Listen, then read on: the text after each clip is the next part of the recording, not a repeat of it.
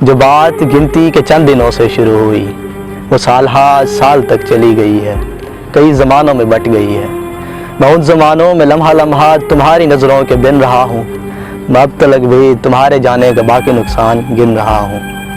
مجھے زمانہ یہ کہہ رہا ہے کہ رائے گانی مبالغہ ہے، بھلا تمہاری جدائی کا دکھ زمانوں میں کہاں کو ہلا رہا ہے؟ بھلا ریلیٹیوٹی کی سائنس کسی کے مرنے سے منسلک ہے؟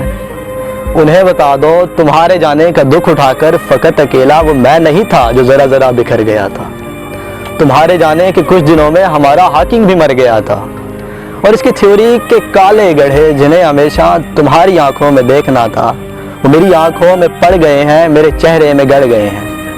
تمہیں بتاؤں تمہارے جانے کے بعد سب کچھ 81 کے زاویے پہ پلٹ گیا کہ میرا ہونا تمہارے ہونے سے منسلک تھا، تمہاری آنکھوں کی روشنی تھی تو میں بھی دنیا میں ہو رہا تھا، تمہارے لہجے کے سر ملے تھے تو میں بنا تھا، تمہارے ہاتھوں کا لمس ہاتھوں کو مل رہا تھا تو دیکھتا تھا کہ میرے ہاتھوں کی ایٹموں کی دفعہ کی قوت کشش میں کیسے بدل رہی ہے۔ پر اب تمہاری نظر کہیں ہے، تمہارا لہجہ بھی اب نہیں ہے، تو میں کس طرح سے اپنی ہستی کو نیستی سے جدا کروں؟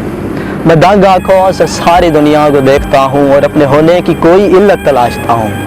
عجب طرح کا بے نشان بے مقام دکھ ہے۔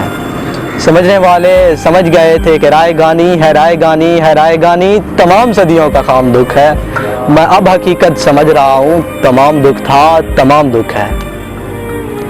تمہیں بتاؤں کسی کے ہونے کا کوئی مقصد کوئی معنی کہیں نہیں ہے۔